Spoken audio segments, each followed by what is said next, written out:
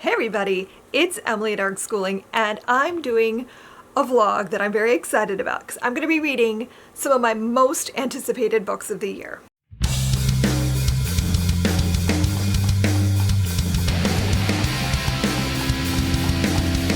So I think I've decided to split this up a little bit because I have quite a few books that I'm really excited about. So for this video, I've got 3 books that I'm hoping to get through. So let's do a quick rundown of what I'm planning on reading. First up, I have Oathbound. This is the 3rd book in the Legendborn cycle, and I cannot wait to get into it. I feel like this is going to be a really fast-paced, wild ride. It's kind of chunky, but I mean, I feel like because of the pacing of these books, they read really quickly. I have the audiobook lined up and ready to go. I've been waiting. I read Bloodmarked last month. No, in February. I read Bloodmarked in February, anticipating this coming out in March, and I haven't had time to read it yet, so this is definitely happening. I have Sunrise on the Reaping. I've been so excited about this for like a year. I've been excited about this. Like, I've been waiting for this for so long. This is the Hey Mitch book. I love Hey Mitch. He's like one of my absolute favorite characters in the entire trilogy. So I could not be more excited to read about Hey Mitch's games. I think this is going to devastate me. I feel like this book is going to put me in... I don't think it's going to put me in a reading slump, but I think it's going to hurt me in a way that I might need a minute. But I'm so excited. I have heard nothing but amazing things. I need to get into this immediately. And then I have Grady Hendrix's newest release. This is Witchcraft for Wayward Girls. This is another one. I've just been so excited. Grady Hendrix is one of my favorite authors. I feel like his books are really quirky and fun and a little bit gross. And I think this one is going to hurt me. His last book, How to Sell a Haunted House, was unexpectedly devastating. Like, I wasn't ready for the way it made me hurt. And I was bawling my eyes out at the end of that book, and I was like not prepared for that because I thought I was getting just a quirky, silly, scary story. So I think this is along the same lines. I feel like he's gonna hurt me with this, but like I don't care. I bring on the pain. I'm ready for it. This one is set in the 1970s, and we're following a group of girls, I believe, in one of those homes for unwed mothers. Like I said, I think it's gonna hurt, but I'm okay with it. Let's do that. I feel like all 3 of these actually are gonna be emotional stories in some capacity. So I think, if I have to, where do I start? Where do I start here? I want to read all of them at once right now. Like, do you ever get that weird, like, I need to read everything right now? All of it? All of it. I just want all the books in my head. I want to already have read all of them. You know, like, I get, like, overwhelmed sometimes because I have too many options, which is a good problem to have, I guess, but also, like, there's so many things that I want to read right this minute. And it's a struggle. It's hard. So I think perhaps I should do the shortest one first. And I should start with Sunrise on the Reaping. This is also the one I've been the most excited about, to be fair. Like, I've been a fan of the Hunger Games, gosh, since they came out. I think I read the trilogy when the 3rd book came out, is when I discovered it. And so, like, I binged the whole trilogy, and I've loved it ever since. So I feel like I should start here and see what happens at Hey Mitch's games. Like, I know what happens at Hey Mitch's games. I find it amusing that there are people online yelling about spoilers, and their spoiler they're yelling about is that Hey Mitch wins the games. Like, duh. But anyway, I'm going to try to be spoiler-free with my reviews of all of these in this video, so I don't, like, ruin anything for anybody, because these are all new releases, and I know I don't want to be spoiling things. So this is going to be a challenge for me to talk about books without spoiling them. So let's do it. Let's start the party with Sunrise on the Reaping.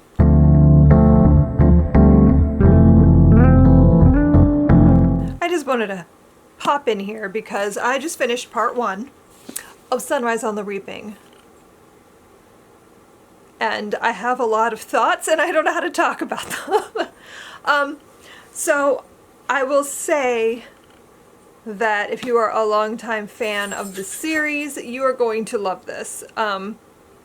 This is so much better than Ballad of Songbirds and Snakes. Like, I understand why she wrote that book. I get it.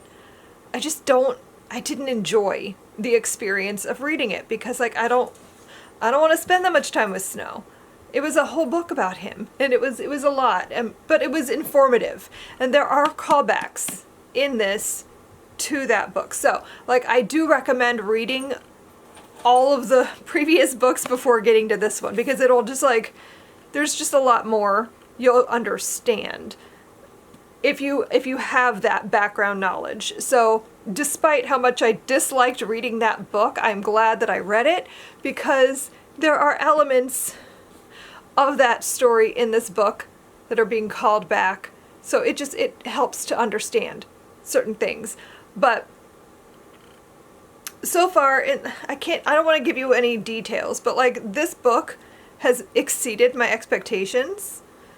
Suzanne Collins is a brilliant writer. She has a really great way of like enhancing what you already know about the story. So like when you're reading The Hunger Games, you only know what Katniss knows. So you have like very limited knowledge about the way everything works, and you sort of start to understand more and more as the story expands.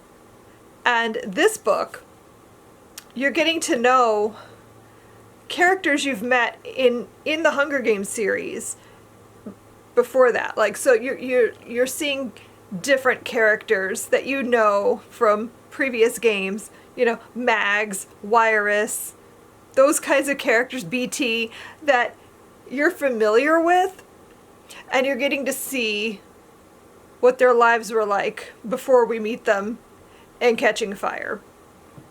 And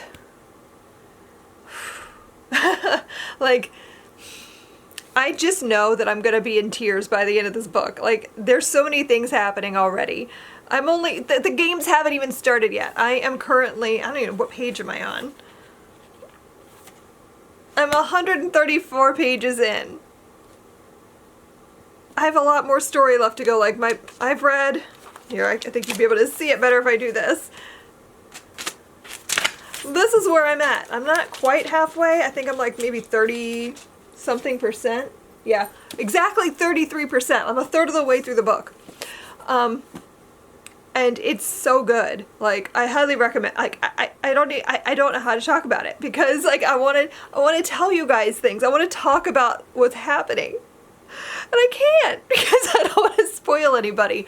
But so good. Poor baby Haymitch. Just all of this sucks so much for him, and it explains so much about Haymitch. It explains so much about what we see throughout the Hunger Games. Like, I'm having a great time, but also I'm like mentally preparing myself because I know it's gonna hurt. I think the games are gonna start in a minute. I will say the character, you know, that Effie, the person that Effie Trinket replaces, I don't know if Effie Trinket replaces her. Maybe there was somebody else. I don't know. But, you know, the woman that comes to the district to pull the names and announce who's going to be in the games.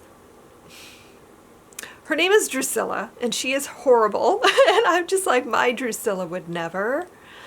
Like, how? Don't sully the good name of Drusilla. You know, because Drusilla would never. She would never be so awful. But there's so much callback in here to different things, and such a deepening of the lore. Such a, like, I just, I want to keep saying I'm having a good time. I'm enjoying reading the book. I'm it's like my favorite series, but also, oh my gosh, reading this now, like, I know Suzanne has a point to make, and I'm with her on her point, but reading this now is a lot. It's a lot. It's a lot reading a Hunger Games book in 2025, but here we are. I should be packing, but instead I finished Sunrise on the Reaping. We're leaving in the morning. Like, I need to be moving here. I have things to do, but I had to finish. I had to finish it. So I finished it this morning. I've had some time to like think on it and decompress because I was crying. Like, I was a mess. I was so just a husk of a person. This is so good, and I adore Suzanne Collins for what she's done here, because I feel like this is a treatise about how to not fall for propaganda. And boy, do we need that right now. Like, I don't really know how to talk about this because, well, I want to talk about it. Oh my God. The struggle I'm having right now with wanting to talk about it and not having anyone to talk about it with because people haven't finished it yet. And I'm just like, this was excellent. Such a great addition to the series. There's so much like callback. There's so much more in depth here about like the behind the scenes of the game, like what goes into the games in a way that we didn't see in the original trilogy, but like you're still only in Haymitch's head, so you still only see what Haymitch sees and know what he knows, but like I feel like somehow we've still gotten a little bit more. Like there are characters that he interacts with that maybe it's just because we know who they are makes it somehow more like impactful. I don't know. But yeah, this is just a book about how to not fall for propaganda. I love how she touches on it a lot in the Hunger Games, and you know that the games themselves are just propaganda and that they're creating propaganda on both sides of Katniss and like trying to get you to think a certain way about them. And this book goes so much deeper into that. Like you learn so much more about how they are editing the games, how the games are portrayed in the way that the Capitol wants people to see them, and that no matter what you do in the games, it doesn't matter because they'll still make the story what they want it to be, and then it's up to people to like believe it or not, but like most people are going to believe it because why wouldn't they? The people in the Capitol still see the games as important, as necessary to keeping the peace, as like we have to do it. So like it's sad and sometimes we don't enjoy all the aspects of it, but we have to do it. And I think that's so dangerous, and we can see how that goes. Like reading this after having read The Hunger Games, this is why I get so mad when I see people saying you should read them in chronological order, not publishing order. It's like, absolutely not. No. Because this book is so impactful because you've read the other books and you know how all of the things go. You know what happens. But like, I don't even, I'm still trying to form coherent thoughts because all I want to say is poor Haymitch and how dare they. Like, it's, like it makes so much sense as to why Haymitch is the way he is. Can you not? It helps to like flesh out his character so much more. And like, I already loved Haymitch. Like, he was already one of my favorite characters, and having this just broke my heart into 1,000 pieces all over again. And apparently Spike has thoughts too. Hey! I'll be very curious to see how this turns out as a movie, because I'm wondering about casting. Like, I wonder how this will work. Like, I feel like the movie's going to be amazing no matter what, but like, who are they going to cast? Did I picture Haymitch as Woody Harrelson? Yes. I struggled with that the whole book. Because that is my Haymitch. Oh, but anyway, if you haven't read this yet, I'm begging you to pick it up. You need to read this. If you're a Hunger Games fan, if you've read the other books, if you haven't picked this up yet, please read this book. If only just so I have people to talk to. I want everyone to read it. This may be my favorite book of the year. Granted, it's only April. There's a lot of year left, but like this, I don't see how anything can quite top it. Like, literally all I want to do right now is reread the entire Hunger Games trilogy, rewatch all the movies, and just have a really big cry fest. Like, I feel like this may have just put me into a reading slump. I don't know, but it was worth it. I'm not sad about it, because this was excellent. But like, ugh, it was excellent. 10 out of 10. Would read again. Will read again. And then I'll cry some more. Anyway, on to some whatever. I don't know. I have to go pack. I have to go, like, pull myself together. I have to go on a trip.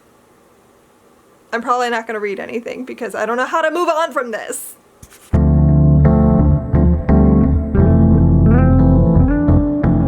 So while I was in Virginia for the conference, I got a notice that my Libby hold for Witchcraft for Wayward Girls came in. So as soon as we got home, I started it. But I haven't really had time to get into this. I'm hoping that this weekend I can just binge it, because I've read the first 50 pages. So I've read like the first 4 chapters, basically. And I feel like this is going to be a 5-star. And I don't just say that because it's Grady Hendrix, but I do tend to give his books 5 stars. But like, I feel like this story is going to really work for me. So we're following a girl who is 15 years old. She is pregnant. It's like the 1970s. And so like her family decides to send her to this home in Florida. It's in St. Augustine. They travel there and basically dump her at this home so that she can finish out her pregnancy, have the baby, and then come back home and pretend nothing ever happened. And this like devastates her, and as it should. Like, what a horrible thing for the people who are supposed to love and care for you to do, to just dump you somewhere when you're at your most vulnerable and you're probably the most scared you'll ever be, and they just abandon you to this home where, you know, she doesn't know anybody. So, and when she gets there, they're like, nobody uses their real names here. They'll give you a name so that no one can find each other later. Like, this is how you maintain this air of secrecy, that like, this never happened. This place doesn't really exist. Like, none of this is happening. So you can't use your name. And that's about as far as I've gotten. And like, that's probably like the bulk of the story that I'm going to share with you. I don't know what's going to happen in this. I assume there will be witchcraft based on the title.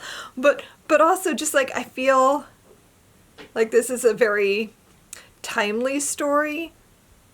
And I'm really curious where it's going to go. I feel like it's going to make me cry.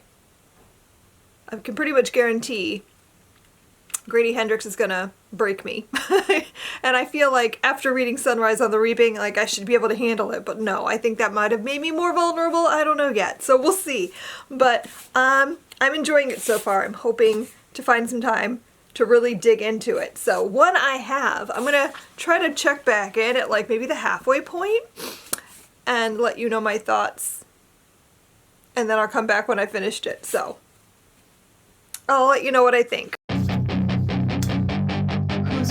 For a run.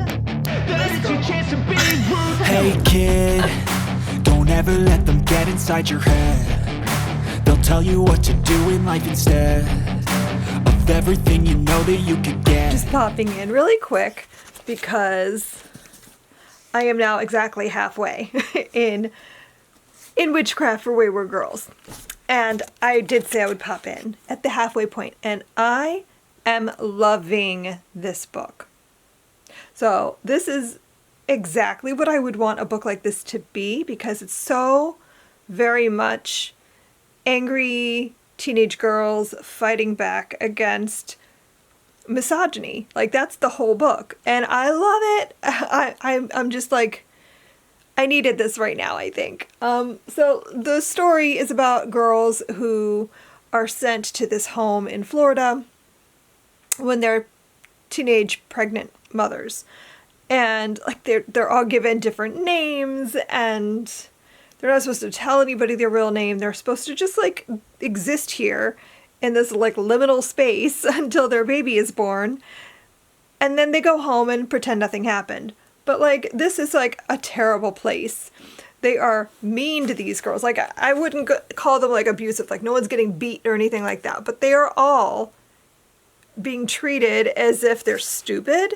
They're being treated as if they did this to themselves, all by themselves. They're being treated as if they are incapable of understanding what's happening or taking care of themselves. And so, like, some of the girls are just going along with it because what else are they going to do? But some of them aren't.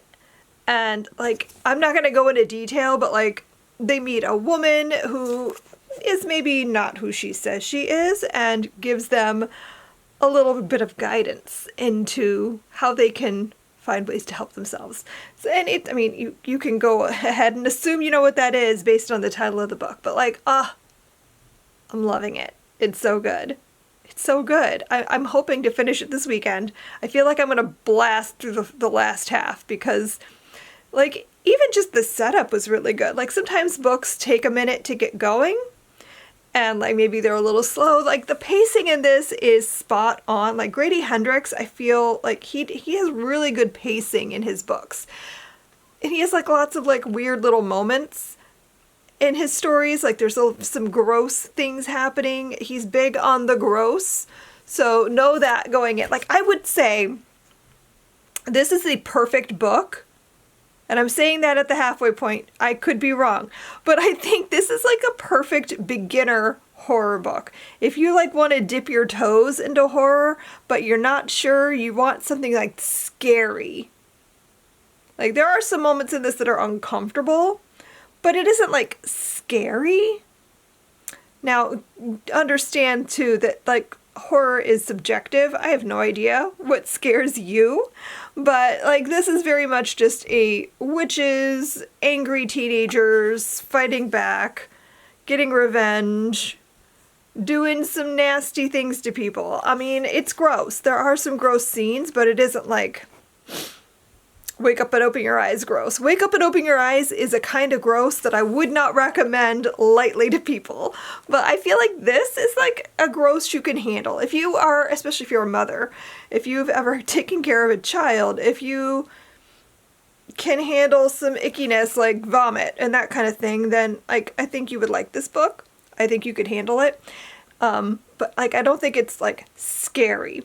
It's definitely more in the realm of like uncomfortable. So anyway, I'm loving it. Cannot wait to get back into the story. I'm excited to finish it because I feel like it might be a new favorite.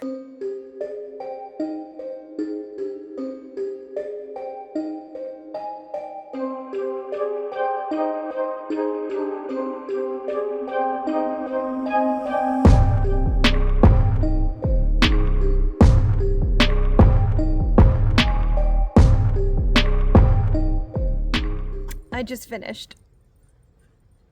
And I don't know how to talk about it. Okay. This is an easy 5-star. Excuse the mess behind me. We haven't cleaned off our porch yet. It's just getting nice out. But I loved this so much. Grady Hendrix is so good at creating these scenarios and these situations where you're following a character who has all the odds stacked against them, everyone around them is terrible. And it's just like this building of tension of like, when will they get to make their own choices? When will anyone listen to them? And he does it so well. This was such a good story anyway. Like, even without that, like, I love stories like this where you're following a character who is in this terrible situation and they're just trying to get through it and move past it, but they're learning, hello Spike, they're learning as it goes on that like this isn't something that you can get past. Like, there's no way to just move on with your life after this. And I feel like I'm emotionally wrung out. I cried throughout the whole end of the book. I just, if you love stories where characters are in a terrible position that they didn't choose to be in, like, and they're just trying to make it through, and if you love stories about motherhood and like, I feel like this book has like changed something in my brain. I don't know. I don't know how to move on from this book. Like, I felt like after Sunrise on the Reaping, I might end up in a reading slump because that book was so good. And I read The Hunger Games to kind of like move myself through it. I don't know how I'm going to move through it. Like, I don't know how I can transition my brain to another story after this. It was so good. It was so good. This is absolutely going to be in my top 10 of the year. Like, ugh. Might be my favorite Grady Hendrix. I haven't decided yet. Should I do a ranking at some point? I think I've read everything. And like, I can't decide which one is my favorite. I would have said My Best Friend's Exorcism was my favorite. But I don't know, this might be my new favorite Grady Hendrix moving forward. Now I kind of do want to do a ranking video. So stay tuned for that if I get around to it. There is a scene in this book that reminded me a little bit of Unwind by Neil Shusterman, where a birth is written and described in very, very like medical terminology, but also it just felt very visceral. I clenched up on myself and like was curled up in like a fetal position reading it. It was a lot. It was a lot to take in. So just know going into this, it's Grady Hendrix. It is horror, and he does enjoy writing like certain scenes that are like just really icky. Like every single one of his books is going to have a scene like that. This was just, it happened to be a birth scene, and yeah, whew, it was a lot to read. Just know going in, if you can't handle like a little bit of gore, if you can't handle reading about birth in like a traumatic birth experience, then this may not be for you. But if you can handle that, oh god, this was so good. Such a good book.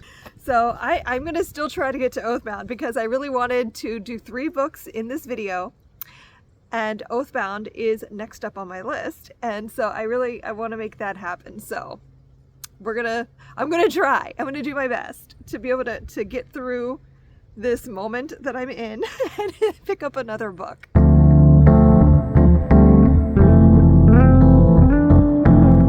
I have finally started Oathbound. It's happened finally. I've been trying to read this since it came out back in March, and it just like didn't work out.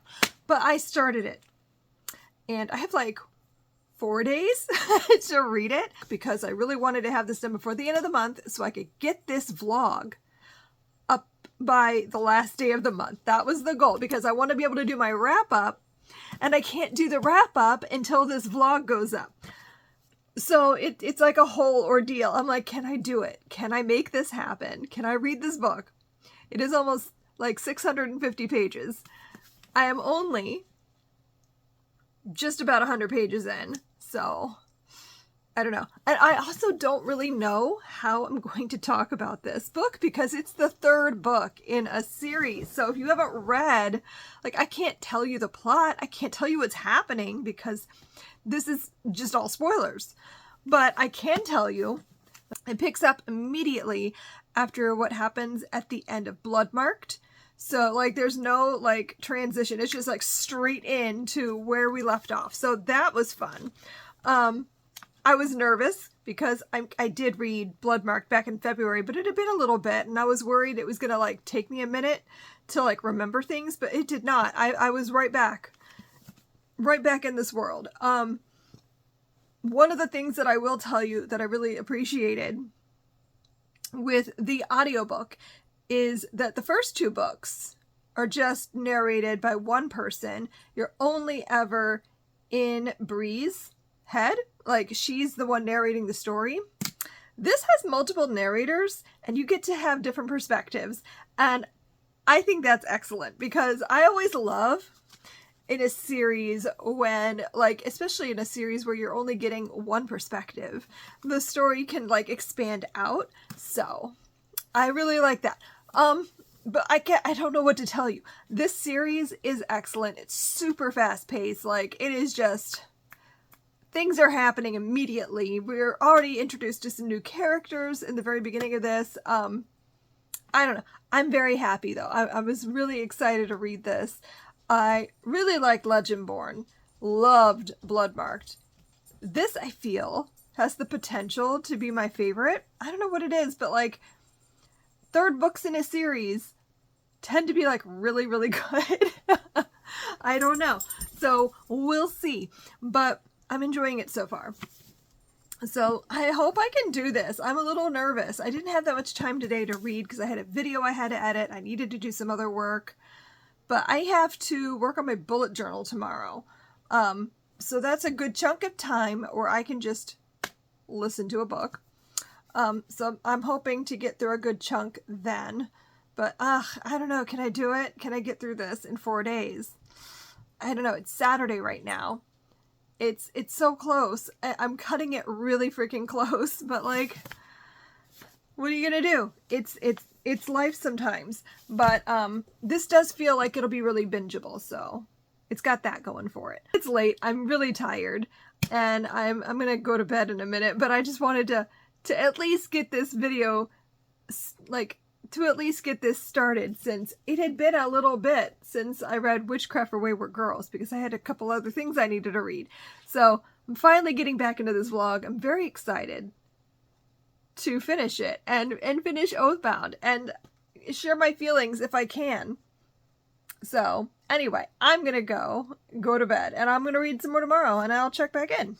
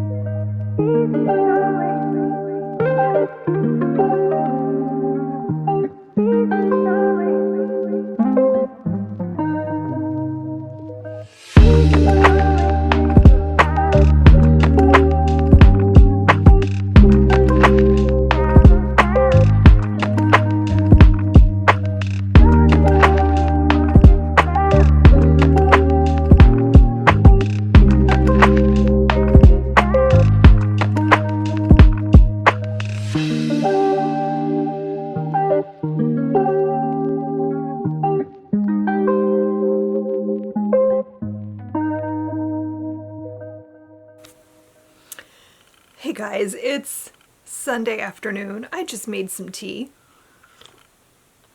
And I just thought I'd pop in really quick because I spent my morning working on my bullet journal and listening to the audiobook for Oathbound. So I started this yesterday. I got like 100 pages in.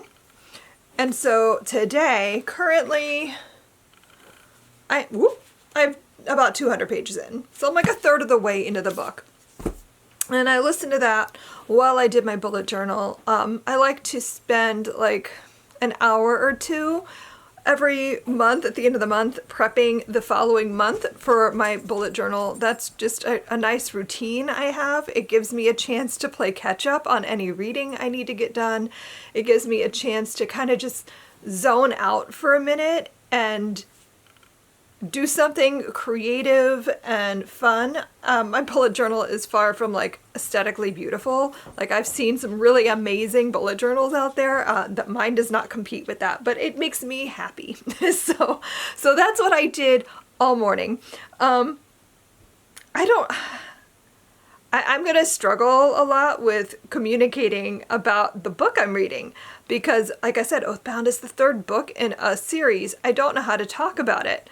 The story is still absolutely holding my attention. There are some reveals happening.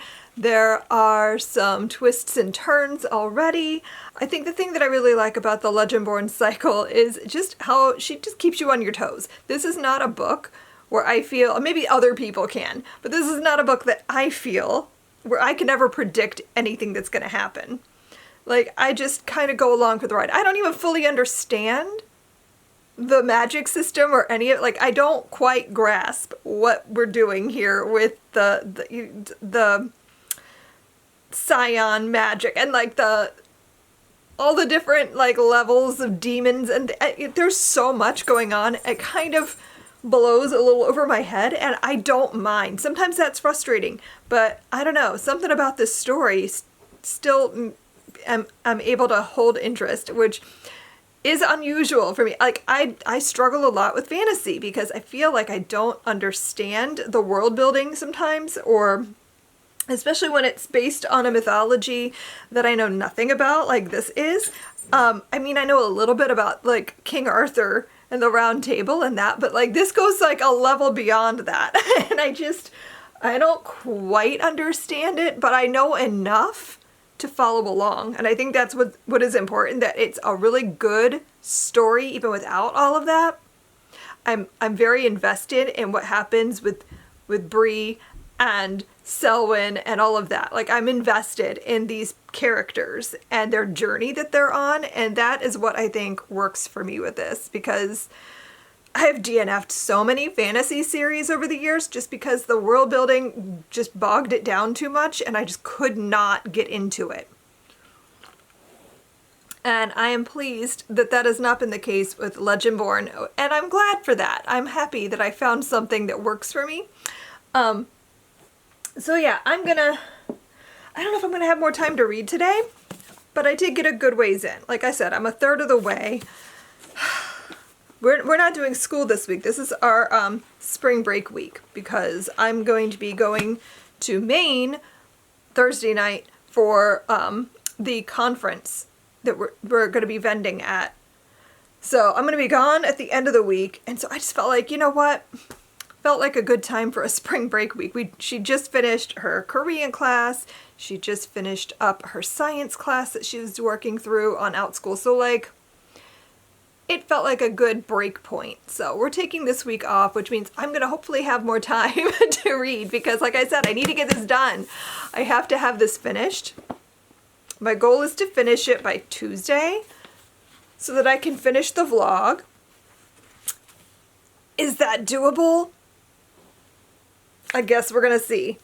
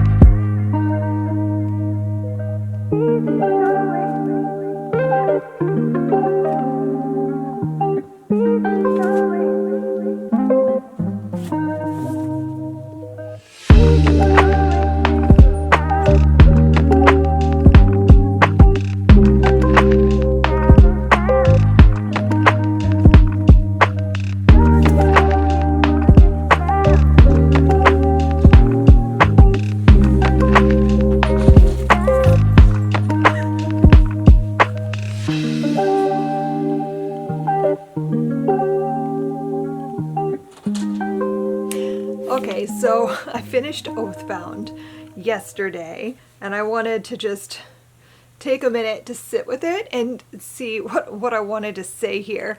Because again, I don't know how to talk about a book like this. It's exactly what I expected it to be. Like, I thoroughly enjoyed it. I gave it 5 stars. What I love about the series is the characters. They are what make me keep reading through passages that I do not fully understand. And like, the lore just keeps loring. It keeps getting deeper and deeper. And there's so many like, okay, now we're going to learn about this piece of magic thing that no one knew existed, but now we're going to explain to you. And like, I don't understand half of that stuff. It's kind of like reading a book like Project Hail Mary, where they're describing all the science, and I'm just like, sure, whatever, let's get back to the story. Because the story is compelling enough that I'm like, okay, cool, but I don't understand it. And that's kind of how I feel with this book. Like, there's so much information about the magic system and how all of it works, and it's so complicated that it feels like science. Like, I don't feel like I'm getting it, but like, I get enough of it that I understand the plot, and that's what matters here. I love the characters, though. They're also awesome. I want to know what's going to happen to them. I care about them. I feel anxious for them. There's a whole lot of like romance in this. I mean, there's a romance in the whole series, but like, I feel like this was a romance heavy story, and I have feelings about that I can't really talk about here because spoilers, obviously, but like, I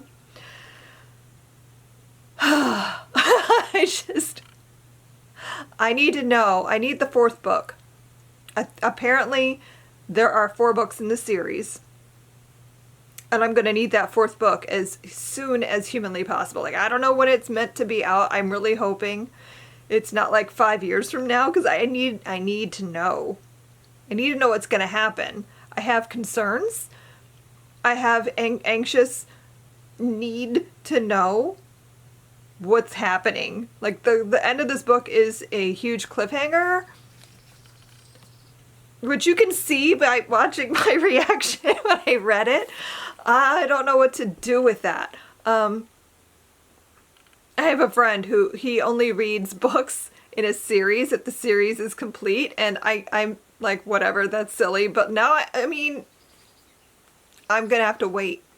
I rarely do read books like in a series, like as they come out. Usually I'm like late to the game. This is one of those rare instances where I'm actually like on top of it. I have so many thoughts and feelings. If you've read this, I would very much like to talk to you. Somebody read this so I have someone to talk to. But I loved it. So like, I feel like this was a good reading month. All the books that I read in this video were 5-star reads. And like, I knew they would be. You know, sometimes you just know. Sometimes you know a book is going to be a favorite book. Like, I knew I was going to love Sunrise on the Reaping. That was never a doubt in my mind. I knew I was going to love Witchcraft for Wayward Girls. I just didn't know if it was going to be a 4-star or a 5-star. All of Grady Hendrix's books are my favorites. Like, I love his writing. So I knew this was going to be a great book. I knew I was going to like this because I loved the first 2 books. So, like, I knew this was a safe bet. And I am so pleased that I feel like I'm more on top of things now. I do still have more things that I like, books that I've anticipated that I'm very excited to read. we'll do that in another video. If you enjoyed this, let me know. If you've read any of these, I would very much like to talk. I feel like it's so hard when you read a new release because there are so many things to talk about, and not everyone has read these yet. And I would love to chat with somebody. So if any of you have read any of these, please let me know and let's talk about them. Thanks so much for watching. I hope you enjoyed this video, and I will see you guys in my next one. Happy reading. Bye.